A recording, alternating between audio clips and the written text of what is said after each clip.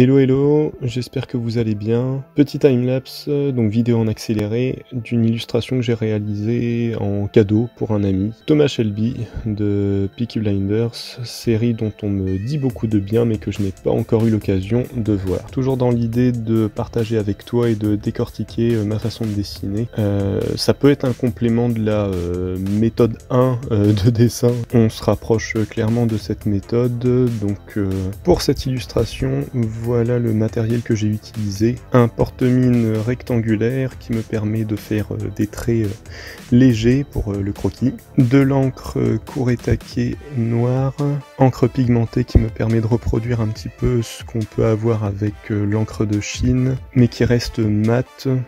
De l'encre aquarelle blanche qui me permet de faire des petits rayons de blanc opaque, et bien sûr des pinceaux pour aller avec tout ça, donc un bon gros pinceau synthétique qui me permet de poser toute l'eau sur l'illustration, un pinceau petit gris qu'on appelle un mouilleur, qui permet de retenir beaucoup d'eau et de travailler assez largement sur des grosses zones, et deux pinceaux plus fins en martre qui gardent un poil bien nerveux et qui permettent justement de travailler le détail et des couches plus fines. Donc là l'idée de base c'est que j'utilise du scotch repositionnable pour pouvoir fixer mon support sur ma planche de bois. Alors je te le dis tout de suite, avec cette technique là où je mouille complètement le papier, le scotch repositionnable ne tient pas, il finit par se soulever et du coup je perds un petit peu le cadre que je vais essayer de donner.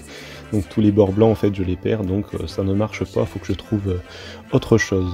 Comme je te le disais précédemment, j'avais déjà fait des tests avec du scotch de masquage qui fonctionne très bien pour le coup mais finit par arracher un petit peu le papier quand je l'enlève à la fin. Donc voilà, faut que je teste autre chose. Donc l'idée après c'est de mouiller complètement le papier. Alors bien sûr normalement en fait on mouille le papier et on le scotche après. Voilà, moi je travaille de cette manière là, j'ai pas forcément de raison, c'est juste que j'ai eu envie de le faire comme ça, donc voilà. Et donc l'idée de cette technique c'est qu'on va travailler en fait en humide sur humide, on va inonder complètement le papier, on va travailler ses couches au fur et à mesure et on va jouer avec le temps de séchage du papier.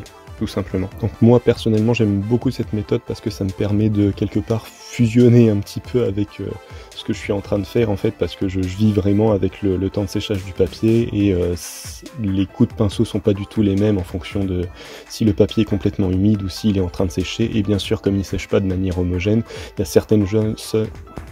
On recommence, il y a certaines zones que je peux commencer à travailler et d'autres qui...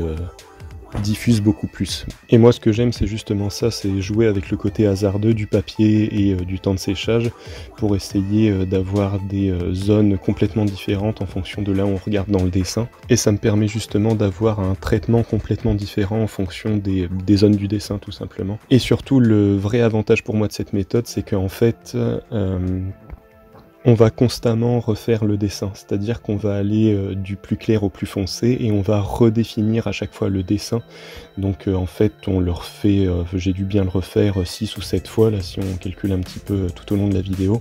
Et ça permet justement de finir par connaître un petit peu le visage qu'on est en train de faire, que ce soit avec une référence ou pas. Donc là forcément j'ai une référence parce que je connais pas l'acteur par cœur à ce point-là. Mais en définitive sur les dernières couches, je regarde je regarde quasiment plus la référence parce que je sais à peu près où je dois aller, autant d'un point de vue trait de caractère de la personne que je suis en train de faire, mais aussi en fonction des zones d'ombre et des zones éclairées. Voilà, encore une fois, j'espère que je suis assez clair dans ce que je dis. Et comme tu as pu le voir sur la fin, j'utilise du blanc, donc la Colorex encre aquarelle blanche qui me permet de faire des rayons de blanc et de redonner de l'éclairage sur certaines zones. Donc voilà, je recommande cette technique si tu n'as jamais testé. Elle permet vraiment encore une fois de sortir de sa zone de confort et de perdre un peu la maîtrise qu'on pourrait avoir du dessin pour vraiment vivre avec le papier et encore une fois le temps de séchage. Donc voilà, sur ces bonnes paroles je te laisse, j'espère que cette vidéo t'aura plu, n'hésite pas à me dire ce que tu en penses, à me poser toutes les questions qui te passent par la tête, et je te souhaite une bonne journée ou une bonne soirée, à bientôt.